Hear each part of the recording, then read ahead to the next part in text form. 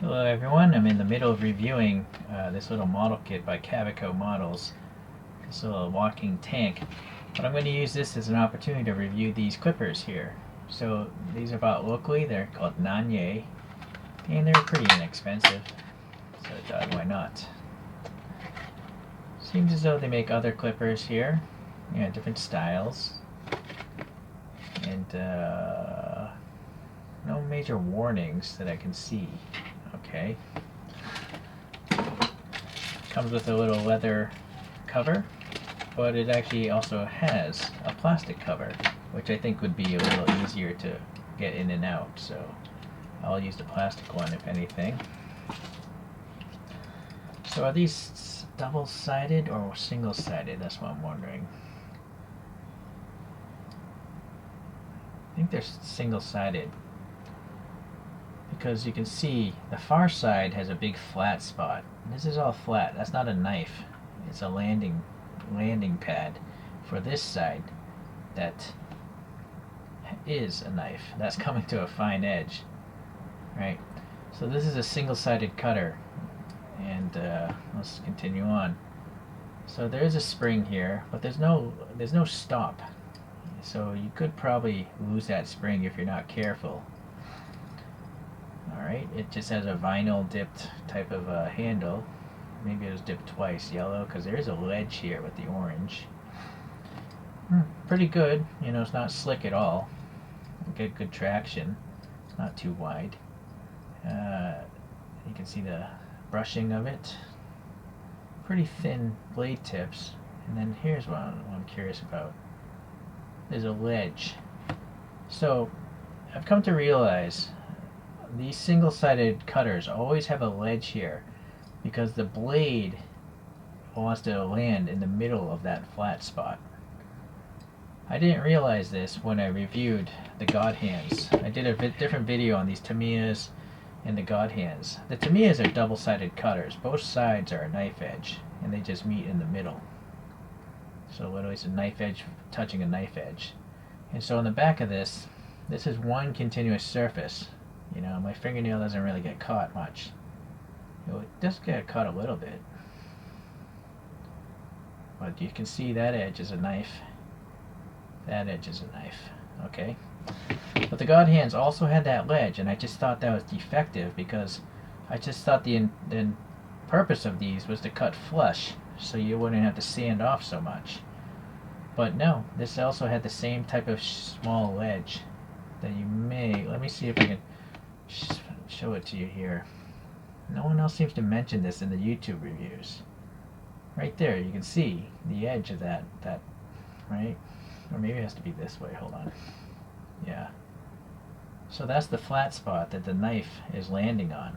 Ah, boy, hold on. See? The problem with this idea for me is that flat spot is how much plastic is going to be left over on the part you're cutting off. So it's forcing, you know, you're always going to have to sand off the nub on the part. So that on the Godhands, what I ended up doing is destroying the warranty. I don't even know if they have a warranty. But I basically sanded this whole thing down. So this is now one continuous surface. But there is a chance that that knife edge could theoretically go underneath this and then, you know, get messed up. But because there's a stop limit here as well, I don't know. Maybe it will never happen because it's being stopped by this grub screw here. And you will notice here this is a stop limit for the thing opening. It can't open any further because it's colliding with that pin. Alright? Alright, well let's take a look and see if this thing cuts well or not. So we got these flat sides. I'm going to just push it up against that thing, and then I'm going to cut pretty smooth. We'll do both parts. It's only 4 cuts.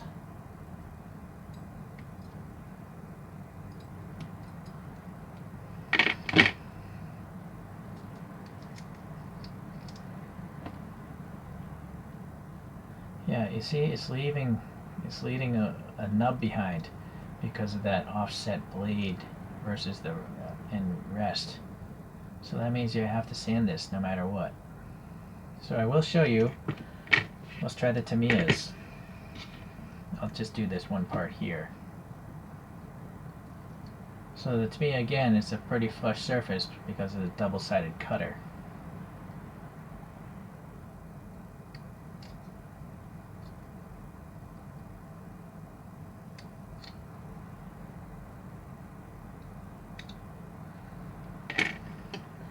Oh, I don't know what it went on with that third cut. I totally messed that up because I'm doing it through my phone. This is, it's rough, but it's much more flush. Hold on here. Than that. Hopefully you can see how much plastic is sticking out of that one versus nothing really, not much sticking out of this one. This I totally messed up, but let me see if I can go back and fix it.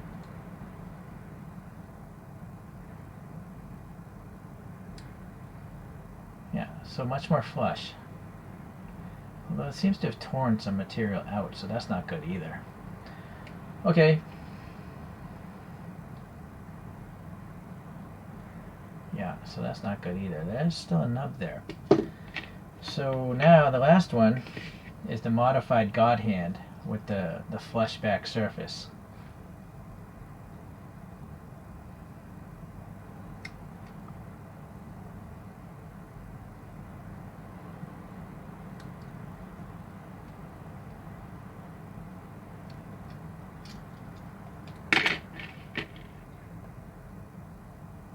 Yeah, I may have taken some material out.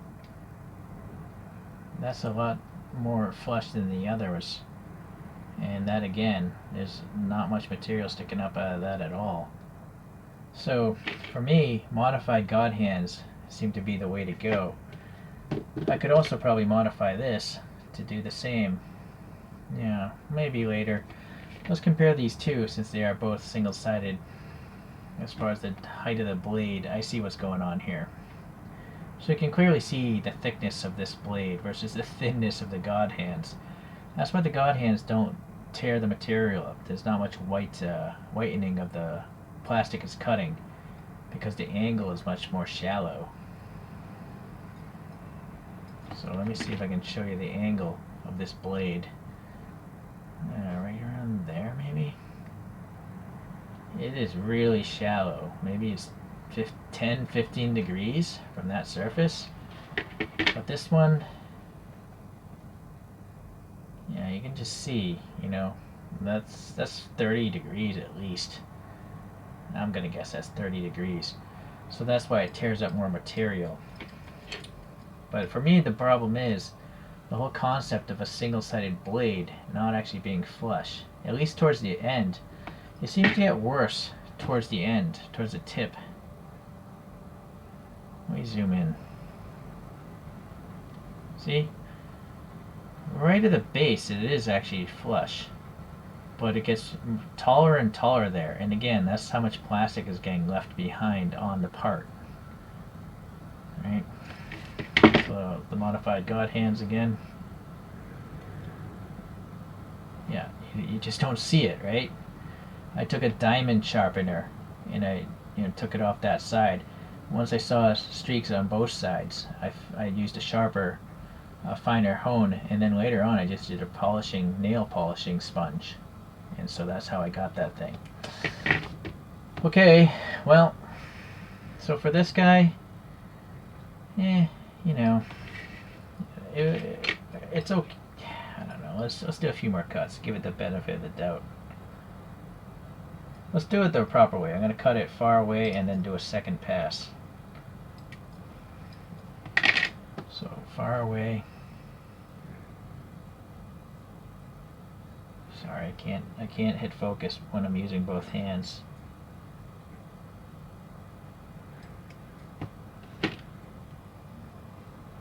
Well, I gotta say, that's not bad at all. With the second pass, let's do it again.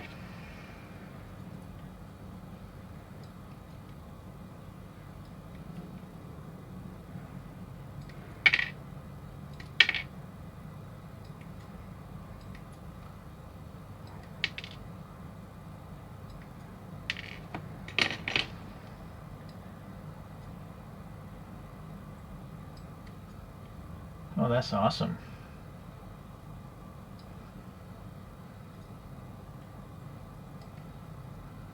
It tore up the material, but it's flat. It's pretty flush.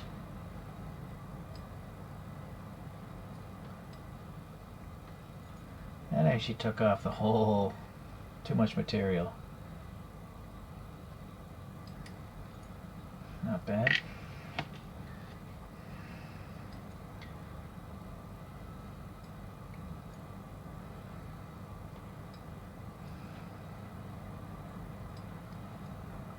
I left a knot behind. Yeah, so that's not so great.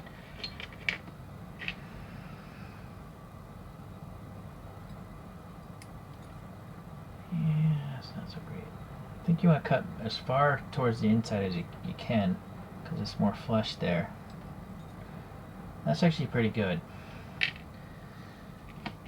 So it might just be, really, you got to do the two-cut process, which is taking time and cutting more towards the back end, more towards the pivot point.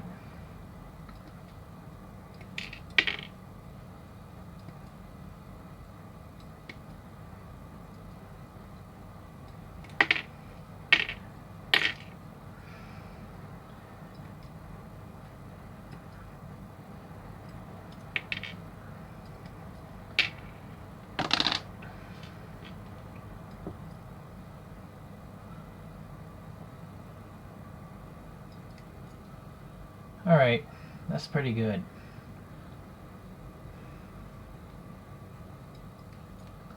Yeah, that's good. Yeah, I want to cut really back here, not at the tip. Although that's hard to do in certain, it might be hard to do in certain spots. But yeah, you see, that's a good cut there. Yeah, that's a perfectly good cut.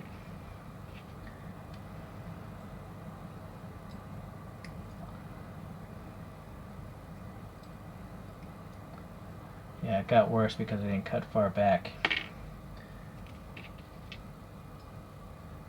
So let's cut far back. See, the problem is, like here, I can't cut any further back because it's colliding with the part.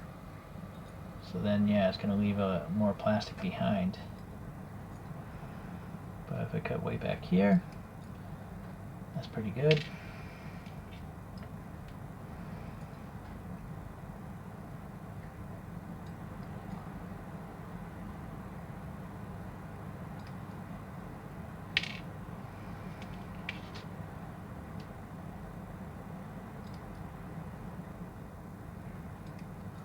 Yeah, very good.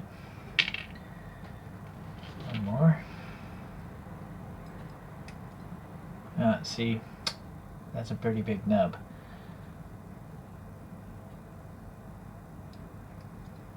That one's better.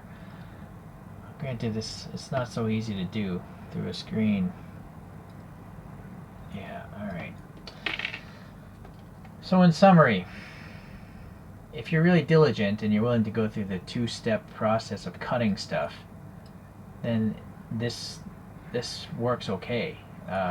This particular brand. Long term though, I'm afraid that spring again might fall out if it stretches too far. Hopefully it's glued in place on at least one side. But otherwise, yeah, I guess it's okay. So take what you will from this. Hopefully this helps you out if you happen to run across this brand. Once again, it's called a Nanye. Okay, is there a model number? Not really. Weird. Alright, well thanks for watching guys. See you in the next nipper review.